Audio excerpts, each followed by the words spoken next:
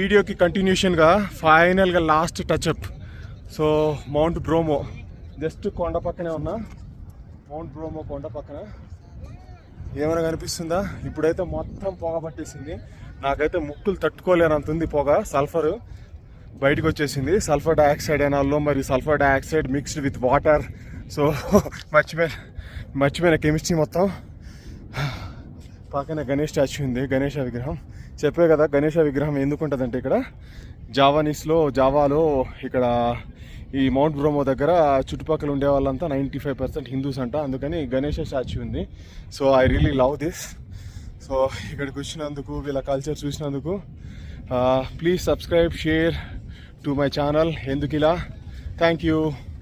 కదా local Indonesian వాళ్ళైతే పేరుకే ముస్లిమ్స్ కానీ బట్ వాళ్ళు ఈ మౌంట్ బ్రోమో అంటే బ్రోమో కొండని చెప్పులు లేకుండా ఎక్కుతున్నారు. చూడండి, చెప్పులు లేకుండా ఎక్కుతున్నారు, చెప్పులు చేతిలో పట్టుకుని ఎక్కుతున్నారు. వాళ్ళ నెక్స్ట్ వెనక కూడా వాళ్ళు ఉన్నారు. ఇదిగో వాళ్ళ నెక్స్ట్ ఫ్యామిలీ మెంబర్, వాళ్ళ అబ్బాయి కూడా వస్తున్నాడు. చూడండి, అందరు చెప్పులు లేకుండానే వస్తున్నారు. చూసారా, చెప్పులు లేకుండానే ఎక్కారు, చెప్పులు లేకుండానే కిందికి దిగుతున్నారు. Love you India.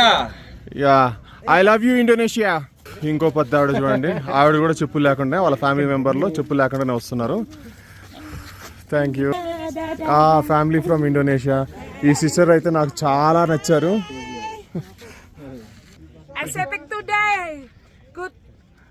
Bharat Mata key జై. జై ఇండోనేషియా. Thank you. నాకైతే ఇది నిజంగా భిన్నత్వంలో ఏకత్వం అనిపించింది. నేను మోస్ట్లీ భారతదేశంలో చూస్తాను, తర్వాత ఇండోనేషియాలో చూస్తున్నాను. This is real unity in diversity. So respecting all religions, accepting humanity. Thank you. Speaking little. Oh, thank you.